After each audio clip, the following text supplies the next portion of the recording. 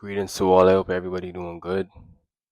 This can be a quick video, straightforward, straight to the point. Genesis 1 and 1. Give my personal breakdown. Now, I may not catch every single thing, but I can recall the things that stood out to me personally. And yeah, if you want to add something or you saw something different, feel free to comment. Feel free to share with me, just as I'm sharing with you. We all students, we all learning this truth, and that's all that matters. Genesis 1 and 1. In the beginning, God created the heaven and the earth. Okay, so basically, life begins when you begin to create. One of the most important things about the whole Genesis, the whole book of Genesis, is creation. We are God's creation. This book is one of God's creation. This phone that I'm recording off is one of God's creation. This shirt, this mic, it's all one of God's creation. And God create things and humans to create other things. The purpose of life is evolution. So yeah, that's verse 1. God sends us signals via mind. That's how we connect to us, Our hearts, our minds, if God puts something on your heart, you can feel it. You can feel that He's telling you to do this or start this business or go to the gym or, quit smoking or quit doing this or whatever God's saying to you, He communicates via our mind, right? So if God give you a business idea, your job is to bring that to earth. Your job is to bring that from heaven to earth. So whether it be a clothing brand, whatever it is, and God put it on your heart, your job is to put that on earth as fast as possible, because the best season to sow is always now. Verse 2. And the earth was without form and void, and darkness was upon the face of the deep, and the Spirit of God moved upon the face of the waters. So now this is like our lives without Christ, before, damn near useless, no color, no purpose, just lost. But when the Spirit of God is, rests upon you, and even into your situation or your business or whatever it is, when you begin to walk in divine alignment, everything has color. You begin to see from a different space. The skills drops, it drop off your eyes, and you begin to see things from a different perspective. You could see, you know, from a light. You don't see dark anymore. So the Spirit of God is very important. You can't really do nothing without it. Without the Spirit of God, nothing would produce fruit. You could do the deeds, you could do the acts, you could fake it if you want to, but you ain't gonna have no fruit without the Spirit. It's a must. And God said, "Let there be light," and there was light. Verse 3. So obviously it was darkness. If we say, "Let there be light," that had to been darkness. And He said, "Let there be light," and there was light. So in the world, light comes before dark. You shine before, so forth, so forth. But God, it starts, dark. It starts void. It starts without purpose.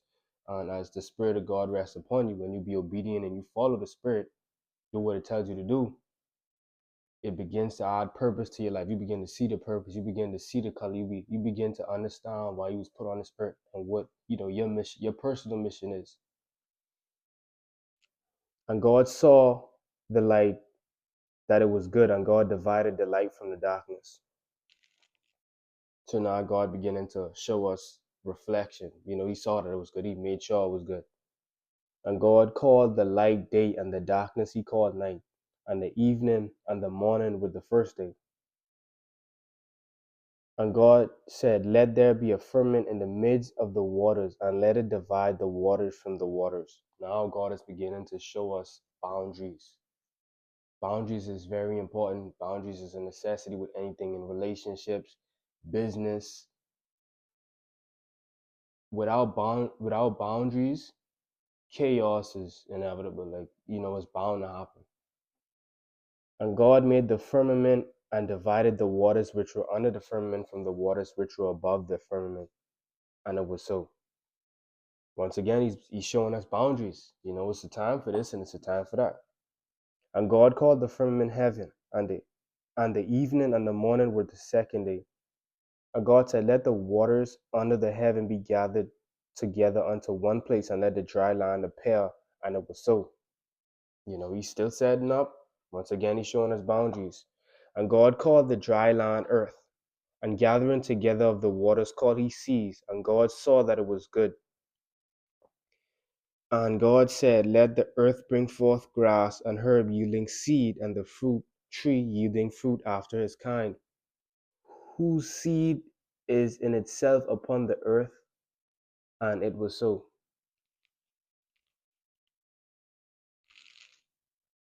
Okay, now God beginning to progressively build. Now the reason for him checking after he do each step was to make sure that it was good before he, whether you building a house, whatever you building, you got to make sure this step is good before you add something onto it. Else it just ain't gonna work out. So he made sure that the earth and the waters were separated, so that when he, you know, make the begin to section the herbs and the grass and the trees and fruits and so forth, it wouldn't be messed up by the waters, if you understand what I'm saying. Yeah. And the earth brought forth grass and herb yielding seed after his kind, and tree yielding fruit whose seed was in itself after his kind. And God saw that it was good. And the evening and the morning were the third day.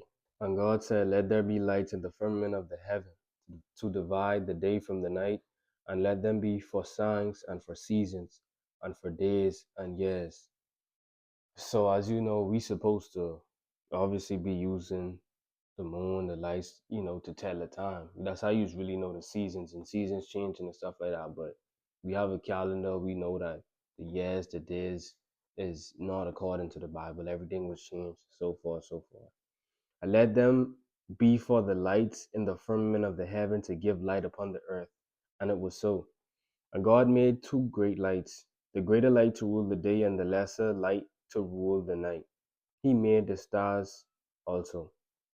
And God set them in the firmament of the heaven to give light upon the earth, and to rule over the day and over the night, and to divide the light from the darkness. And God saw that it was good. And the evening and the morning were the fourth day. And God said, let the waters bring forth abundantly the moving creature that hath life, and fowl that may fly above the earth in the open firmament of heaven. And God created great whales and every living creature that moveth, which the waters brought forth abundantly after their kind, and every winged fowl after his kind. And God saw that it was good. And God blessed them, saying, be fruitful and multiply, and fill the waters in the seas, and let fowl multiply in the earth. And the evening and the morning were the fifth day. And God said, let the earth bring forth the living creatures after his kind, cattle and creeping thing, and beasts of the earth after his kind. And it was so. And God made the beasts of the earth after his kind, and cattle after their kind, and everything that creepeth upon the earth after his kind. And God saw that it was good. And God said, let us make man in our image, after our likeness, and let them have dominion over the fish of the sea, and over the fowl of the air, and over the cattle, and over all the earth, and over every creeping thing that creepeth upon the earth. So God created man in his own image. In the image of God created he him, male and female created he them. And God blessed them, and God said unto them, be fruitful and multiply, and replenish the earth, and subdue it, and have dominion over the fish of the sea, and over the fowl of the air, and over every living thing that moveth upon the earth. Obviously, because we're supposed to rule over the earth. We're supposed to control the land and make it work for us. You feel me? And God said, behold, I have given you every herb bearing seed which is upon the face of all the earth, and every tree in which is the fruit of tree yielding seed, to you it shall be for meat, and to every beast of the earth, and to every fowl of the air, and to everything that creepeth upon the earth, wherein there is life, I have given every green herb for meat. And it was so. And God saw everything that he had made, and behold, it was very good. And the evening and the morning were the sixth day. So he ended it by reflecting, making sure everything was good, making sure that everything that he stocked up, it made sense, it was good. And once it was good, he leave that alone. So this is Genesis 1 is a good first to help you with creation. I feel like God give us a lot of keys, a lot of tips and tricks on how to create, stuff like reflection is very important. Progressively, building. That's how he built the earth. He did this first and he made sure this was good. Then he do this, you know what I'm saying? So it's like simple key stuff. When you read, it's good to read the words and understand the words, but to watch how we move and how we do things, I feel like it gives you a better understanding. And that's it for this video. I hope it helps somebody or, it encourage you in some way or form. And that's all matters. Until the next video, stay safe, stay prayed up, stay blessed.